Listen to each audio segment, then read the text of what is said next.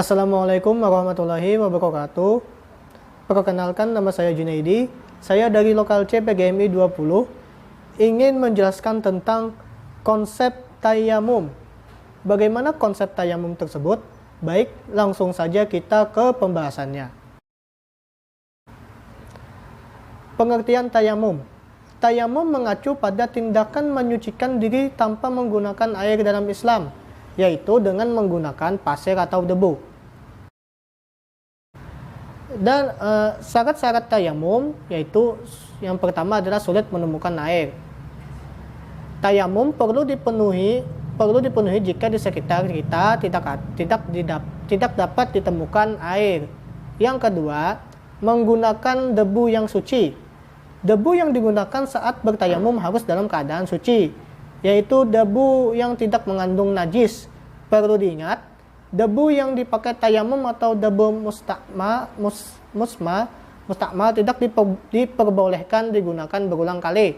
Selain itu, debu yang tercampur kapur atau benda-benda lainnya pun tidak boleh digunakan.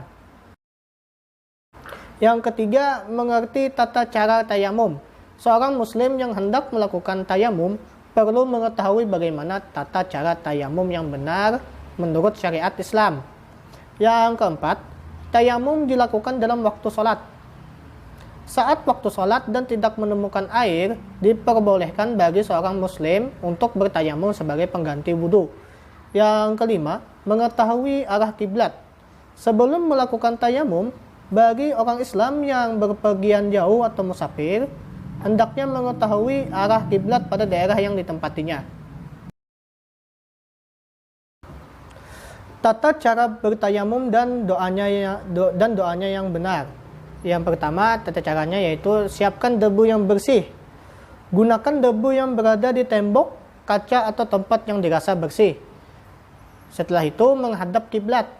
Disunahkan untuk menghadap kiblat, lalu letakkan kedua tangan pada debu dengan posisi jari-jari kedua telapak tangan dirapatkan. Selanjutnya kita membaca niat.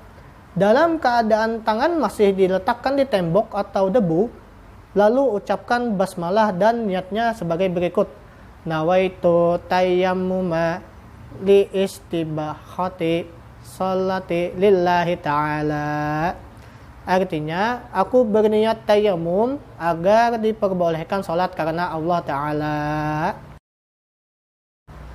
Baik, setelahnya usapkan kedua telapak tangan ke seluruh wajah.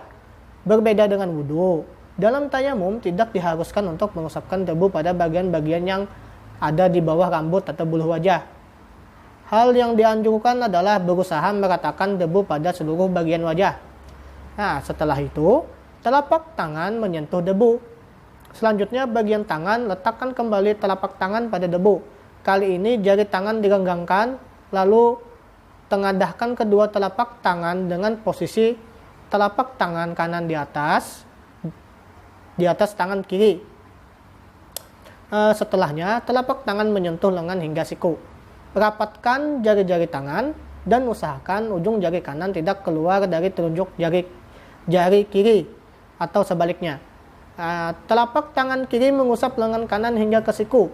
Kemudian tangan kanan diputar untuk diusapkan juga sisi lengan kanan yang lain. Selanjutnya telapak kanan mengusap dari siku hingga dipertemukan kembali. Jempol kiri mengusap jempol kanan. Lakukan langkah-langkah tersebut pada tangan kiri. Yang berikutnya, mengusapkan kedua telapak tangan. Pertemukan kedua telapak tangan dan usap-usapkan di antara jari-jarimu.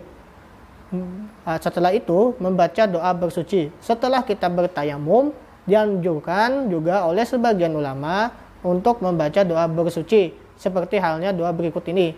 Aku bersaksi, tiada Tuhan selain Allah semata yang tiada sekutu baginya. Aku bersaksi bahwa Muhammad adalah hamba dan utusannya. Ya Allah, jadikanlah aku sebagai orang-orang yang bertaubat. Jadikanlah aku sebagai orang-orang yang bersuci. Dan jadikanlah aku sebagai hamba-hambamu yang soleh. Maha suci Engkau, ya Allah, dengan kebaikanmu. Aku bersaksi bahwa tiada Tuhan selain Engkau. dengan kebaikanmu aku memohon ampunan dan bertaubat kepadamu.